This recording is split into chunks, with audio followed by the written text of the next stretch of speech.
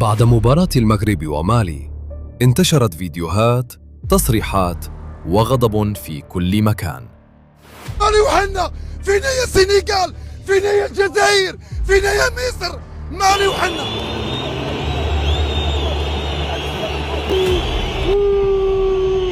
مباراة تنتهي لكن الأسئلة تبدأ. هل ما شاهدناه بين المغرب ومالي كان مجرد أخطاء تكتيكية؟ السؤال الحقيقي ليس من أخطأ، بل هل ما يحدث نقاش صحي أم فوضى تصنع؟ في هذا الفيديو سنفصل بين النقد الواعي والانسياق وراء موجة قد تضر أكثر مما تنفع. ابق معنا لأن ما ستسمعه لن يقال في التحليل الرياضي العادي.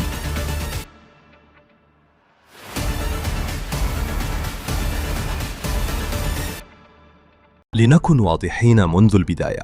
نعم، كانت هناك أخطاء تكتيكية. نعم، المدرب لم ينجح في إيجاد التركيبة المثالية، تغييرات متأخرة، اختيارات غير موفقة، وانسجام لم يكتمل بعد.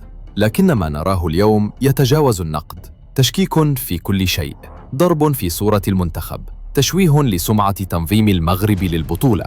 هنا يجب أن نتوقف ونسأل: من المستفيد من هذا الاحتقان؟ كرة القدم ليست فقط 90 دقيقة، هي صورة بلد، مشروع ورسالة.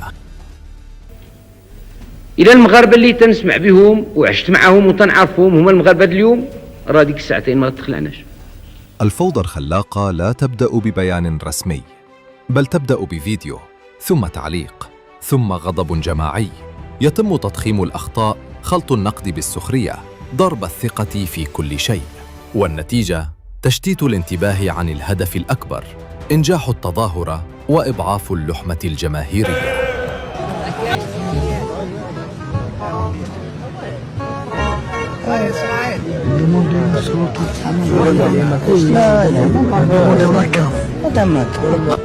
المغرب اليوم ينظم بطولة قارية أمام أنظار العالم، مجهودات ضخمة، تنظيم محترف، رسالة واضحة: نحن جاهزون. مباراة لا تلغي مشروعاً، وخطأ لا يمحو مسارا. نعم، ننتقد لكن لا نعدم. نعم، نطالب بالإصلاح لكن لا نضعف منتخبنا بأيدينا. ما زال هناك أمل، ما زالت المباريات قادمة، وما زال الجمهور المغربي الرقم الأصعب.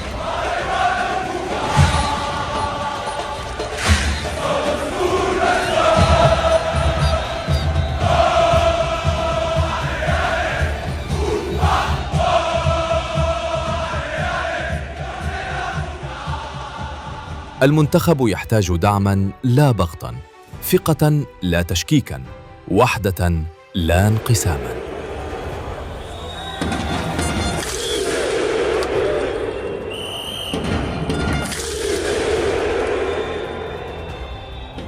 كرة القدم تربح بالعقل وتخسر عندما ننساق وراء الفوضى.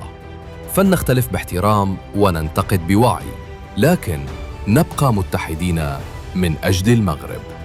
شنو رأيك؟ هل النقد اليوم بناء أم خرج عن السيطرة؟ خلي رأيك في التعليقات، وما تنساش الاشتراك في القناة.